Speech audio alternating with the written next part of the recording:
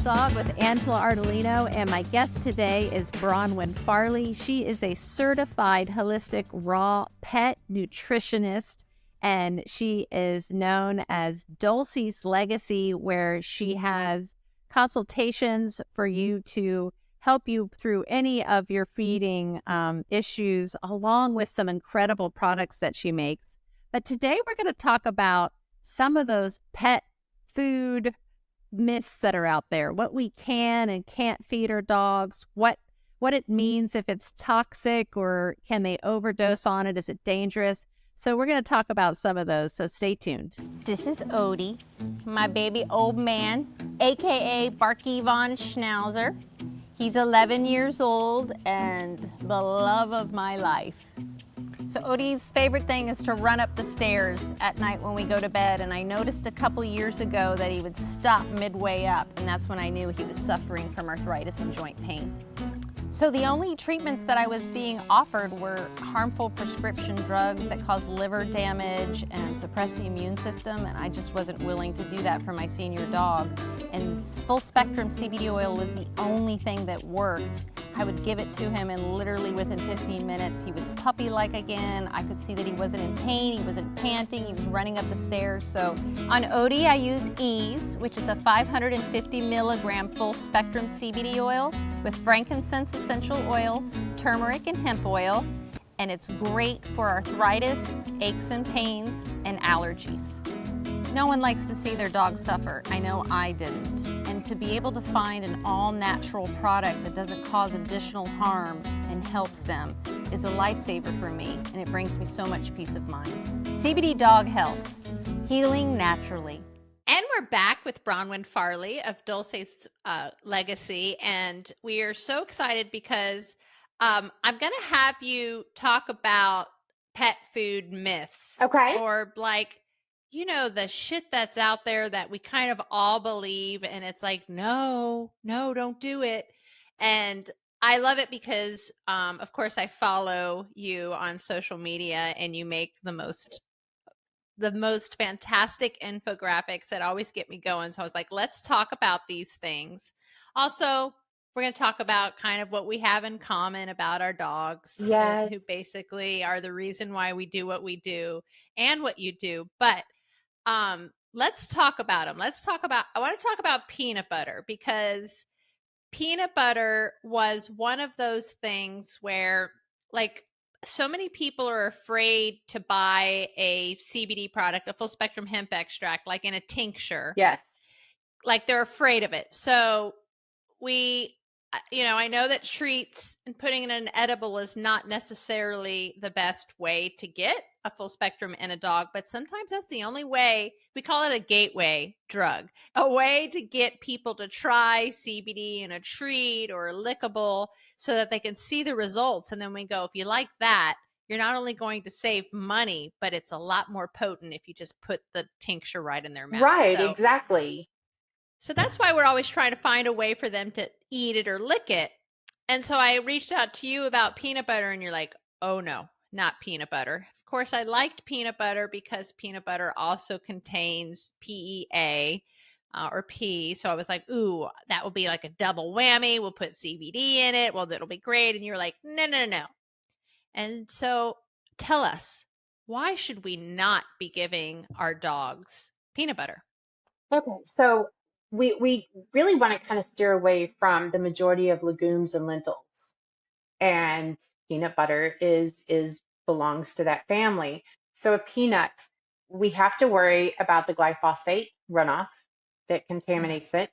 We have to worry about the way that it's harvested and the mycotoxins that go onto it.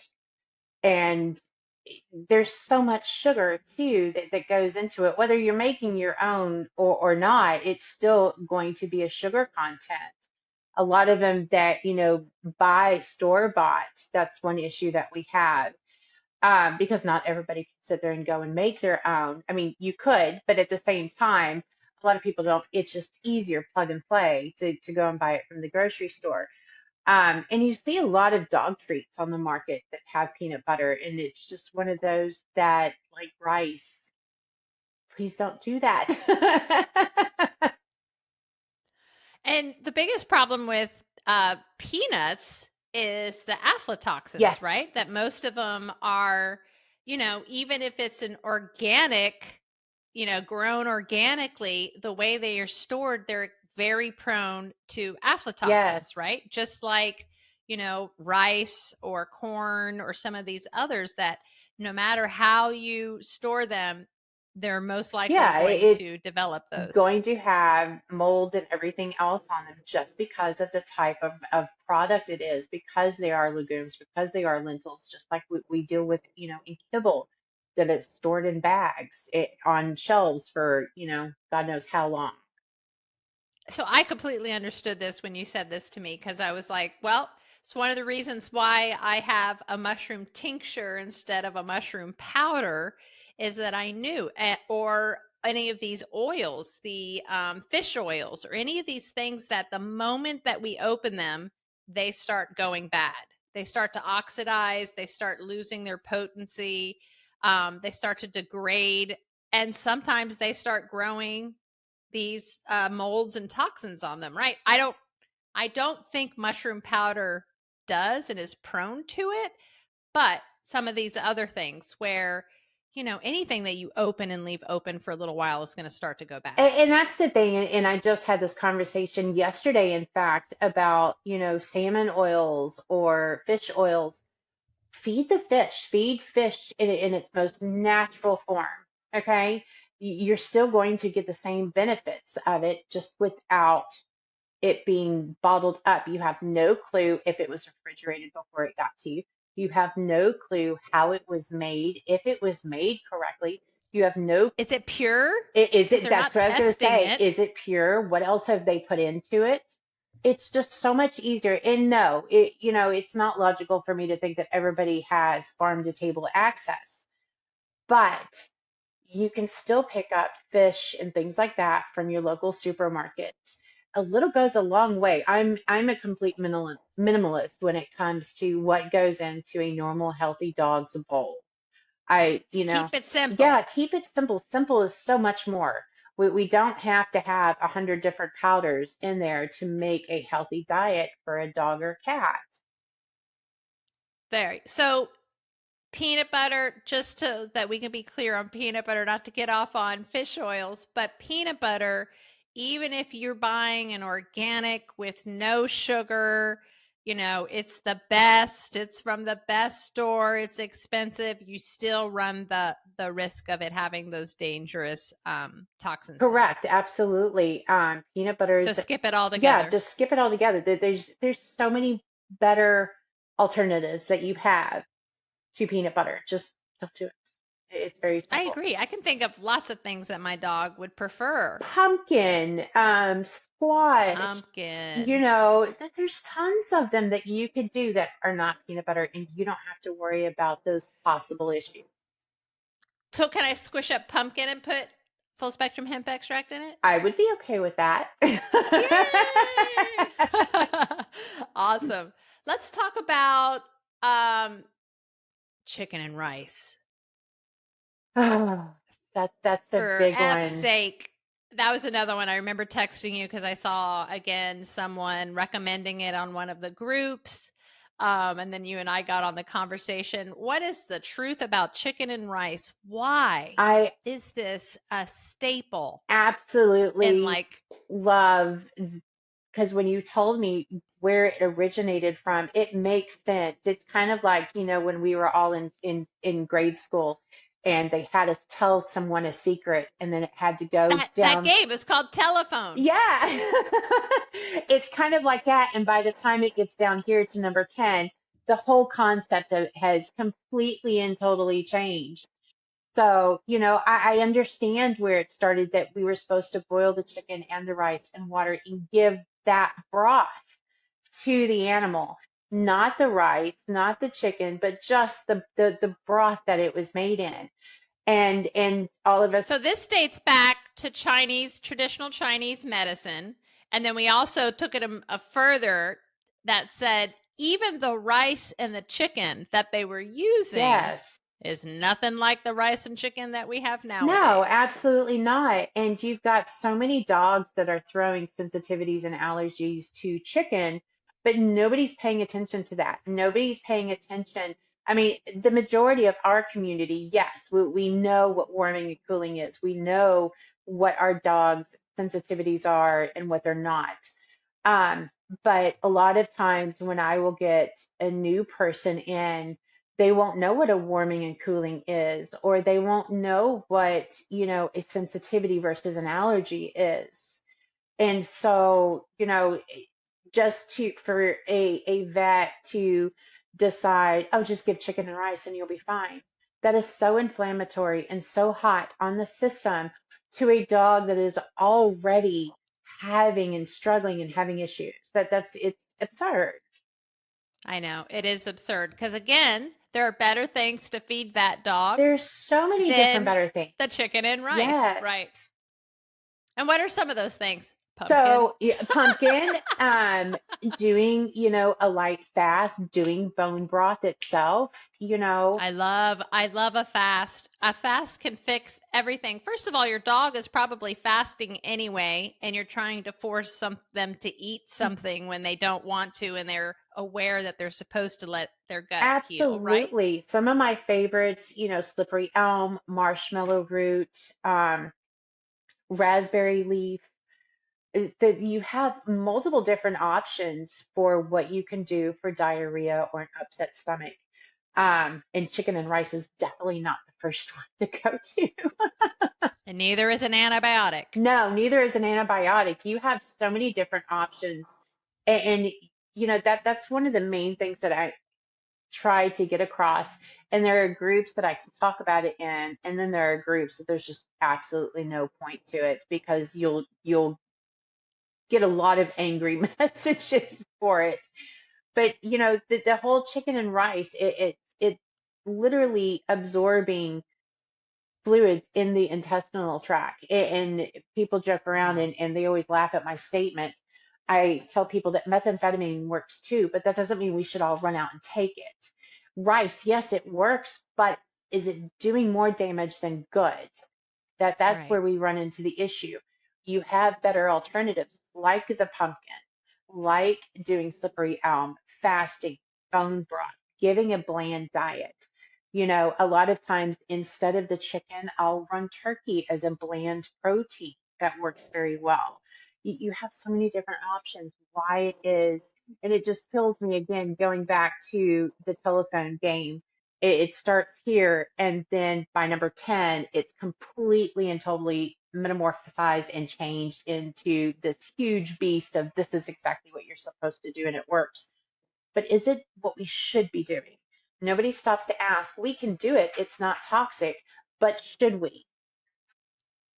Right. And I think people need to understand the difference between toxicity, overdose, and it killing your pet.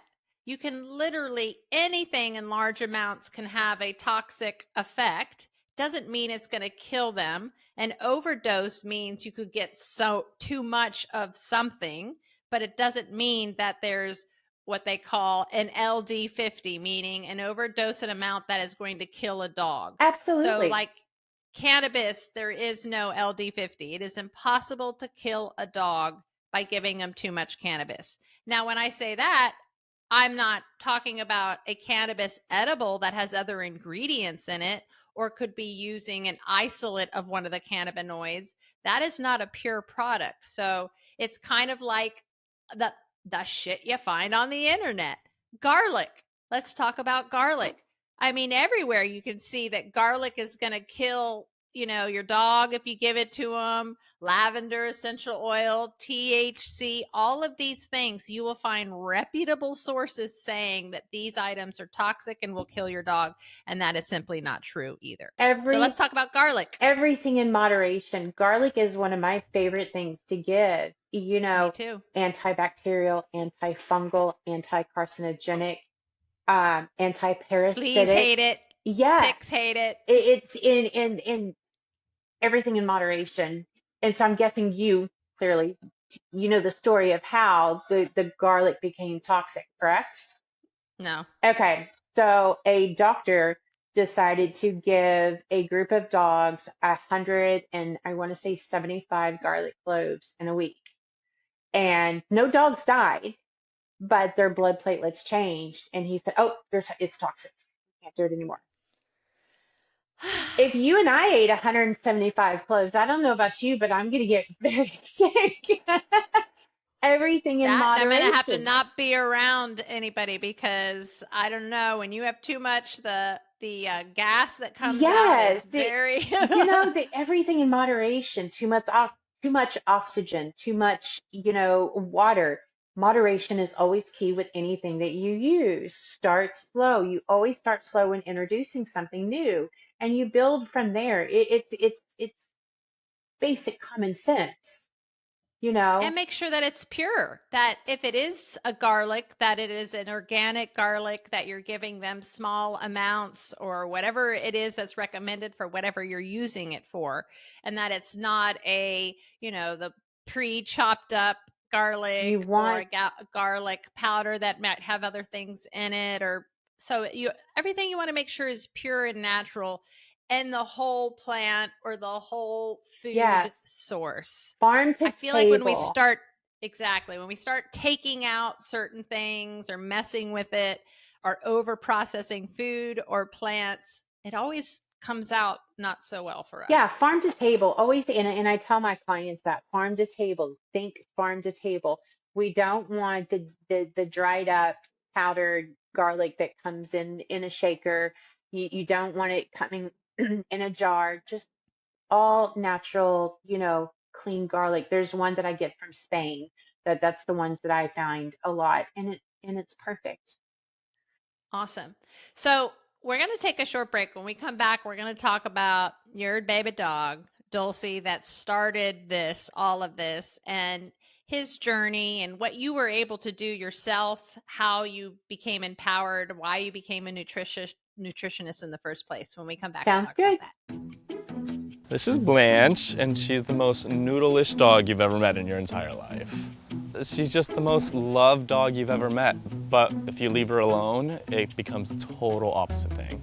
Blanche has severe separation anxiety to the point where she will scratch doors down to the wood, bark all night, cry if you leave her for 5 minutes.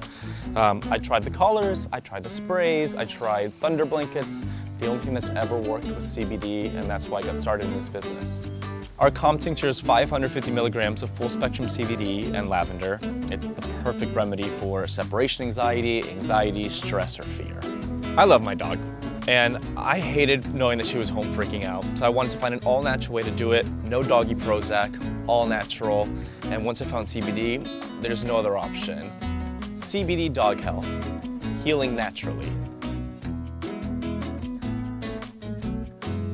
All right, we are back with Bronwyn Farley, and we're going to talk about what got you started on this journey.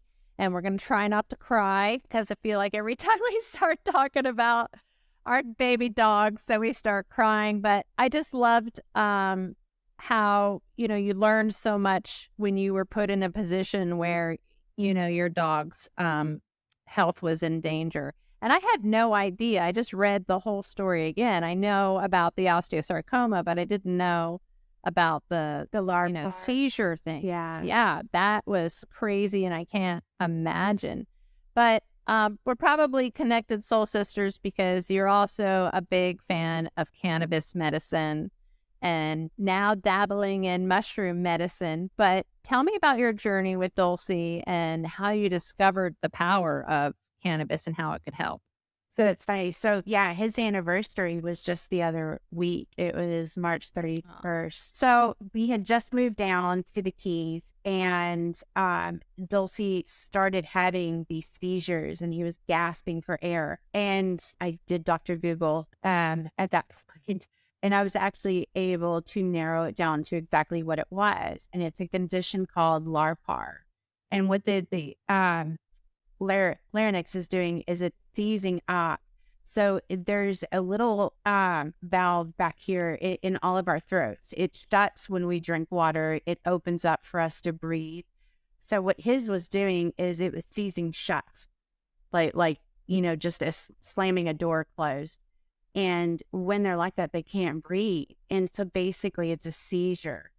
And he would just lay in my arms, gasping for air. He would urinate on himself, defecate. And it would be only when he got excited if we, if he started panting too much or anything like that, if he started barking. Now, you have to understand this is a dog that would go 6 miles a day with me, and then that's done. No more of that. So, and at that time, he was 12 years old. So when I took him into the vet's office to get the actual diagnosis, we had two options. We could keep him calm. We could remove all the inflammatories out of his body by putting him on a raw diet, which I had already begun and decided before the vet's office that that's what we were going to do. Enter cannabis. And I started giving him cannabis to keep him calm. But I wanted a vet's opinion on what else that we could do for this. And the only other thing to do would have been a $6,000 surgery. And he wouldn't have been able to swim again because a lot of dogs that have this surgery, they have a bad habit of aspirating. Because again, when you're drinking water, if you're swimming, if you're doing anything like that, that valve, the surgery, what they do is they go in and they tie it back. It's called a tie back surgery. So it stays open all of the time. And I just, at the age of 12, that's not something I wanted to do. Yeah. I wanted to keep him as comfortable as possible. And it was ironic because we were going through 5 and 6 seizures a week. I transitioned him over to a full PMR raw diet. I was just beginning my journey. I knew nothing about. What's PMR stand for? PMR is whole prey. That means that we Frankenstein together a diet that resembles an animal. So there's no veggies or anything like that. It's just a PMR diet. And after we did that, we had 1 seizure in 6 months. Awesome. And so what were you feeding before? I was one of those like Peter and Poppy and all of us. I did everything wrong that I wasn't supposed to do growing up with him. But that's why I'm asking, because I want people not to think if they're coming across this episode that they don't think that we are superior. We are wrong. Right. So, yeah. And then our babies got sick and we had changed everything and looked at how the heck did this happen? I'm buying the best food. No, we're not. Yep, we were buying the best kibble. He was vaccinated. He got heartworm, flea and tick, pesticides. It's important that we don't call them medications. They're pesticides. Call them what they are. I didn't buy 1 or 2, but he was on 3 prescription kibbles. 1 for his sensitive stomach, which we know that 9 times out of 10, if you switch them over to a fresh diet, whether it be raw or gently cooked, that issue goes away. I was buying and that was a prescription. My second one was a prescription for senior joints. And then the third one was it was one of the most expensive ones I could find that had the most glucosamine chondroitin in it. So when you look at those recipes now, what do you think? It's absolutely. So I actually did some research and I called them up. As far as the levels of glucosamine, they're all figurative numbers. And who is a Dasaquin is a lot, I want to say Dasaquin or Cosaquin, one of those, they're in a lot of trouble because it's figurative numbers. There's no way to legitimately give an accurate dosage of what's in that bottle or what's in that bag. And when I called the kibble company, they were like, these are the numbers that we think they are. And so, all of those kibbles went away and we went to, a fresh diet and that's how that all began. My vet, she was like, well, what are you doing for information and to keep them, keep him calm? And I was like, I'm giving him THC. Because she freaked out? No, she actually didn't. She waited until the vet tech left and she goes, how are you giving it to him? Awesome. And give me your number. I'll train her. She's in, Key Largo. Cool. So yeah, And I'll have to share her contact so I can reach out to her. That's really cool because that's the way it should be. I'm amazed when pet parents tell me over and over again that they go back and the doctor's like, wow, he's still here. Wow, the tumor's going down. Yes. Or wait, what did you do? And they go, oh, I'm giving him hemp. And they're like, cool, keep doing that. Not how are you doing it? What is it? Yeah, no, it's so, I don't know if you saw my rant the other day. Probably not. Okay. So, we'll go back to that. So Dulce's legacy, the whole story with him. I'm so sorry I got sidetracked. So you got it down to one seizure just by changing the diet. And we didn't have that seizure until we were diagnosed with osteosarcoma. And until we had to give some heavy medications. It was actually the third day before we let him go. And it was because the heavy medication load that we had to have him on. It was just a combination of everything. So you're saying that he only had one? He only had one in the 6 months that he was diagnosed. Wow. And it was a result of the traditional medications. Wow. So incredible. So nobody can tell you. It's funny because the newest thing that I get told is that THC triggers seizures, and we're like, I'm sure a large amount of THC could do that, but on a regular basis, I'm saying no. You want that little bit of THC, especially in a full spectrum hemp extract, so that it has that entourage effect and will absolutely stop that seizure. You just have to figure out what your dog's dose was. What was your dog's dose? So I was probably doing it all wrong. I was so uneducated and I didn't have anybody to talk to because this was not a thing that we were even allowed to talk about. But now you do. Now I do. But no, I used just the flour. I would put flour inside of a piece of cheese, and it was such a very small amount that it was, completely, it was basically to keep him calm, and that's it. And so I would put it in a piece of cheese or, something that I knew that I could get him to eat. And that's how we did it. And it worked? And it worked. It worked fantastic. Awesome. So you get a lot of medicinal properties from raw flour. You just, when you extract those medicinal properties, you get all of them. Exactly. So now we know, but I mean, what a good instinct to take something that's all natural and it doesn't have anything on it and all that. And I'm assuming you got it from somewhere that tests it so that that you were getting a pure product. We were doing from a medicinal, because at this time that we had just moved to New Jersey, and so they were allowing those places there. Kratom was something else that I used, and a lot of people don't know Kratom or Kraton. Kratom was something else that I used. I wanted something to help keep his pain down. I wanted something to help keep the inflammation down.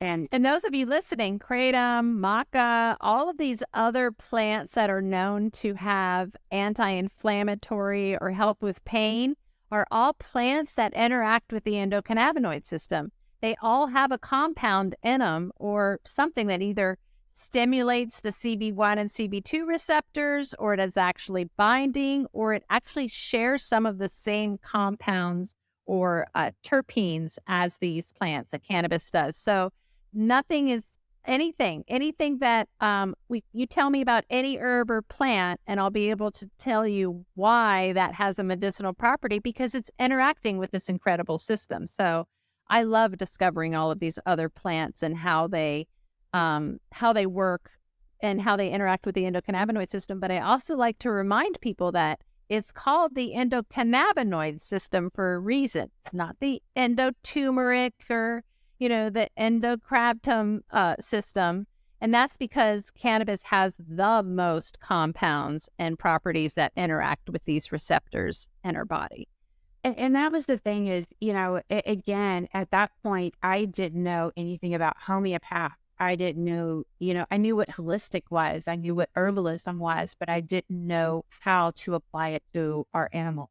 And then that horrible day that he got diagnosed with osteosarcoma, I didn't want to bury my face in a phone. I didn't know that there were Facebook groups. I didn't know any, I just wanted to spend as much time with him as possible. And at this point, he was coming up on 15. The first thing out of, my mouth when we found out, it was like, if we amputate, she said, we've already taken x-rays that he's already got 3 spots on his lungs. It's already metastasized. And I took that, being uneducated again, as, okay, we're going to keep him as comfortable as possible. And she asked me, what can I do for you? Because Dulce he was a pediatric service canine. And so she asked what she could do for me. And I said, I want to walk into the house and see that big, goofy, happy smile. And that's what I got. I was able to, and she was one of the vets that she was okay with me giving kratom. She was okay with me giving THC. And so paired with that, with, some other anti-inflammatories just to keep him comfortable, she gave that to me. And that was the best gift I think I've ever received in my life, was walking back into the house. And yes, we were still limping in that telltale limp that we all see with our osteo dogs. Just seeing that big, happy, goofy smile and him playing with his toys again. And so it was short-lived, but I still got, those last moments with him. Yeah. Same with Nina. Like, they don't know they have cancer. They're not, sitting up at night thinking about, that they're going to die and that they have this disease. So Nina, up until the last 2 weeks of her life, I never saw her suffer. I saw her running around, chasing bunnies. She tore her ACL chasing bunnies, totally eating everything normal, happy, participating. So it was a beautiful thing to see. And I got to watch that for 2 years while she had her leg and a tumor growing on her leg. And I mean, people would freak out. I would take her out and people would be like, what's wrong with her leg? There's a tumor on her leg. Should you have that thing amputated? And it was my opportunity to say, no, not necessarily. No, it's not spreading. I'm keeping it from spreading. And that's what was so incredible, is to be able to look at her x-rays at 2 years of her having it and still seeing no spread. And that's what these amazing plants do. And then a diet, the right diet, you're not feeding that cancer. You're giving it an opportunity for it to grow, for it to do anything. And that's the thing. And I will tell anybody this, and I'm such a firm believer in this. And I'll tell you a story here in a moment. Once we remove those inflammatories, the first thing that you have to do, if you have a dog or a cat that's diagnosed with cancer, or any other life-threatening, debilitating diseases, switch them over to a fresh food. The amount of change, whether you get a month out of it, whether you get 6 months, or if you get 3 years with that, it will make a huge difference to your life. And it will make a huge difference to theirs. Absolutely. So it's a lot like us. Yeah. Why we hit a certain age and all of a sudden we're like, wow, I can't eat that anymore. Wow, that's really messing with me. And hopefully we pay attention to those things and it doesn't turn into a disease. But that's what I think people don't understand. Our dogs are literally becoming senior citizens and can no longer tolerate whatever it is. And sometimes, on like what I have found with a lot of my medium and small dogs that were on raw, I now have to give them a gently cooked diet, and because they have changed. Yes, things change, and that's okay. It's okay for us to, Glaze Your Peak Holistics is one of my favorites to do the wellness life scan. That way I can pair a food elimination with it. That way we can go through and see what we're throwing an allergy to versus what we're going to throw a sensitivity to. And then we can come back and fine tune everything. That way we're not guessing. Going through that and then making sure that you're, again, going back to just removing the high histamines, things like that, things that their body specifically doesn't need. What one cancer diet specifically does for one dog isn't going to necessarily work for this dog. It has to be individualized. Absolutely. Well, we're out of time. You did it. I did it. We made it.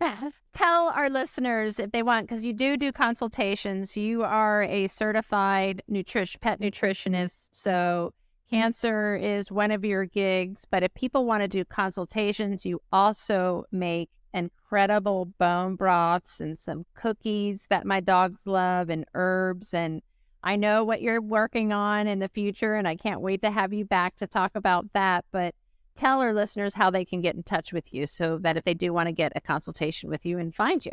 So you can find me on Facebook, on Instagram, and on TikTok. So it's under Dolce's Legacy. You can reach out to me on any of those platforms and ask for a consultation. You can go to the website at dulceslegacy.com, and you can set up a consultation there. If you have questions, please feel free to email me. I'm perfectly fine. My phone number is there. You can text me. I'm very open with my time. But yes, predominantly I have 2 groups of dogs that I work with. I do work with cats as well. For dogs, they're either a large group of cancer dogs or it's a large group of severe skin allergies and a lot of things that are going on. I work with IBD, IBS, colitis, pancreatitis, you name it. And I've had my fair share of DCM dogs, heartworm positive dogs, which Luna is one of mine that's heartworm positive. I've done 9 dogs now that were completely and totally naturally cleared of heartworms. It's so very possible.